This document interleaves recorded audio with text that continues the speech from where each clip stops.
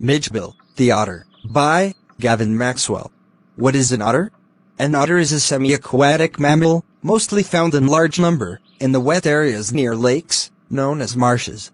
Gavin Maxwell lived in Cwmsferna, in Scotland. His dog Johnny died. Maxwell began to think of keeping a dog again.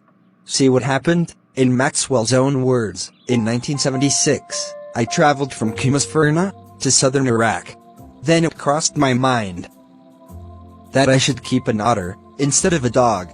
Because Cwmsferna, which is ringed by water at a stone's throw from its door, would be a suitable spot for this experiment. When I casually asked this to my friend, I must keep an otter, and Cwmsferna will be a suitable spot for this experiment. You'd better get one from Tigris marshes. Why? Because there, otters are as common as mosquitoes, and they were often domesticated by the Arabs. We were going to Basra, to the Consulate General, to collect and answer our mail from Europe. Basra is a town in Iraq. Gavin Maxwell and his friend were going to Basra, to the Consulate General, to collect their mail from Europe. Consulate General is an office appointed by a nation to live in foreign country and protect its citizens there. Did their mails arrive? Let's see. At the Consulate General, we found that my friend's mail had arrived, but mine had not. I sent messages to England. When, 3 days later, nothing happened, I tried to telephone. The call had to be booked 1 day before, in advance. On the first day, the line was out of order. On the second day, the exchange was closed for a religious holiday. On the third day, there was another breakdown. My friend left, and I arranged to meet him in a week's time. 5 days later, my mail arrived. I carried it to my bedroom to read. When I entered my bedroom, 2 Arabs were squatted on the floor, and beside them was a sack that twisted from time to time. They handed me a note from my friend, which was, "Here's your otter." With the opening of that sack, began a phase of my life that has not yet ended. It is, in fact, a strong feeling that most people having an otter shared. The creature that emerged from this sack was looking like a small dragon. From the head to the tail, he was coated with scales of mud. When he shook himself, I expected a cloud of dust. But, in fact, within a month, I managed to remove all the mud from his body and see the otter in his true colors. Midgebill, as I called him, was, in fact, of a race unknown to science, and was named, by zoologists, Lutrogale perspicillata maxwelli. Lutrogale perspicillata maxwelli. The otter was of a race previously unknown to science, named by zoologists, Lutrogale perspicillata, or Maxwell's otter. How did the otter behave on the first day? Let's see. On the first day, Midgebill was neither hostile nor friendly. Hostile means unfriendly. Aloof and indifferent means keeping a distance. On the first day, Midgebill was neither hostile nor friendly. He was simply aloof and indifferent, that is, keeping a distance. He chose to sleep on the floor, as far as possible, from my bed. The second night, he came on my bed, and remained asleep near my knees, until the servant brought the tea in the morning. He became interested in the surroundings. I made a body belt for him, and took him, on a lead, to the bathroom. Body belt is a belt tied to a pet. Lead is the chain or rope joined to it. For half an hour, he went wild, with joy in water, plunging and rolling in it, making enough splash, like a hippo. This, I learned, is a characteristic of otters. Every drop of water must be spread out the place. A bowl of water must be overturned, and if not overturned, he must sit in and splash.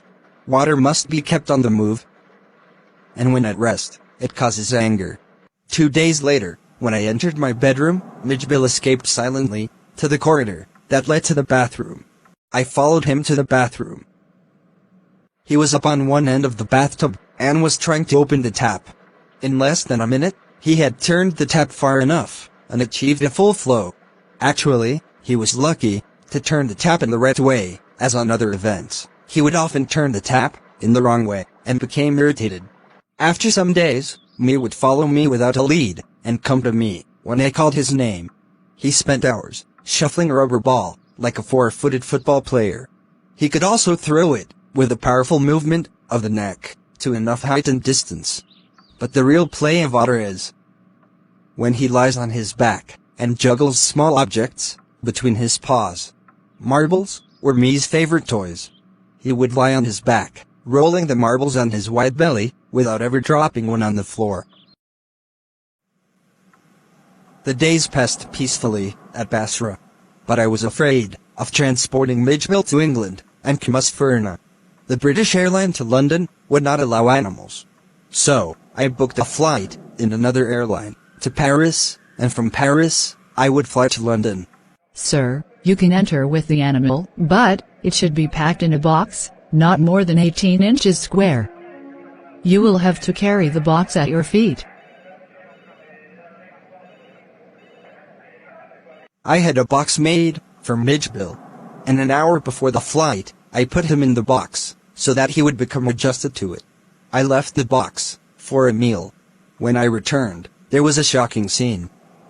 From the holes of the box, blood had trickled. I unlocked the box, unopened the lid. Midgebill, wet with blood, jumped on my leg. He had torn the lining of the box. When I removed all the cutting edges of the box, there were just 10 minutes left for the flight to reach. And the airport was 5 miles away. I felt pity for Midgebill, but had to put him back to the box. I sat in the back of the car, with the box beside me, as the driver drove through the streets, like a bullet. The aircraft was waiting to take off, and I was rushed into it by the angered officials. Luckily, I got the seat at extreme front. I covered the floor around my feet with newspapers. I rang for the air hostess. Yes, sir. Take this fish and keep it at a cool place. For the Otter. I told her about the events of last hour. Sir, I prefer you to keep your pet on your knees. She was the very queen of her kind. But, not knowing otters, I am quite unprepared to what will happen. Midgebill was out of the box in a flash. He disappeared at high speed. There were squeaks and shrieks. A woman stood up on her seat, screaming, "A rat! A rat!" Midgebill's tail was seen disappearing under a white turbaned Indian Sikh. Diving to catch Midgebill, Maxwell found his face covered with curry. Perhaps it would be better if you resumed your seat, and I'll find that animal and bring it to you. I returned to my seat. Suddenly, I heard a chitter, and Midgebill bounded on my knee and began to nuzzle my face. After this eventful journey, Maxwell and his otter reached London, where he has a flat. Midgebill and I remained in London for nearly a month. He would play for hours with toys, ping-pong balls, marbles, rubber fruit, and a terrapin shell, which I had carried from his native place. Terrapin shell is the shell of a small turtle. With the ping-pong ball, he invented a game of his own. A suitcase that I had taken from the wreck had damaged so that, when the lid was closed, it remained at a slop, like a slide. Midgebill discovered that if he placed the ball on the high end, it would run down the suitcase. He would wait at the lower end to attack its arrival, take it, grab it, and put to the high end once more. Outside the house, I exercised him on a lead, as if he had been a dog. He developed certain compulsive habits on the walks in street. Compulsive habits, habits that are impossible to control. Like the habits of children, who on their way to and from school, must place their feet on the center of each paving block, must touch every seventh upright of iron railing, or pass to the outside of every lamp post. Compulsive habits of children are to place their feet at the center of each paving block, to touch every seventh vertical of iron railing, or to pass outside of every lamp post. But what was the compulsive habit of Midgebill? Let's see. Opposite to my flat was a single-storied primary school. A low wall, around 2 feet high, was at the frontage. Whenever we were returning to our flat, he would jump on the wall and walk along the wall, distracting the pupils and staff. I think it's common that an average Londoner should recognize an otter, but the guesses as to what kind of animal was this surprised me. Otters belong to a small group of animals, called mustelines. This group is shared by badger, mongoose, weasel, stoat, mink, and others. While living in London, I faced a flood of questions, filled with guesses.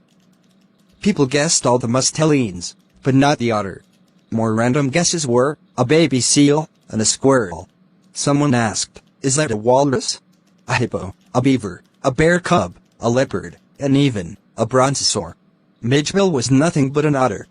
But the question, which I awarded the highest score, came from Illabor, digging a hole. He began to stare. As I went near to him, he became more surprised. Here, mister. What's that animal supposed to be? That's all for this chapter. Try to answer the questions yourself. First question. Why does the otter go to Basra? Yes. He went to Basra, to the Consulate General, to answer his mails in Europe. What happened when Maxwell took the otter to bathroom? For half an hour, he played with water, jumping up and down the length of the bathtub. How was me transported to England? The British airline would not allow animals. So, Maxwell booked a flight to Paris from another airline, and from there to London. Midgebill was put in a small box to be allowed. What happened when the box was opened in the flight? He disappeared at high speed. There were squeaks and shrieks. A woman stood up and screamed, "A rat! A rat!"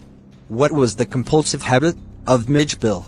Every time Maxwell and Midgebill returned home, the otter would jump on the low wall, on the frontage of the school, and run at his highest speed, distracting the staff in the school. What guesses did the Londoners make about me? A baby seal, a squirrel, a walrus, a hippo, a bear cub, a leopard, and even a brontosaur.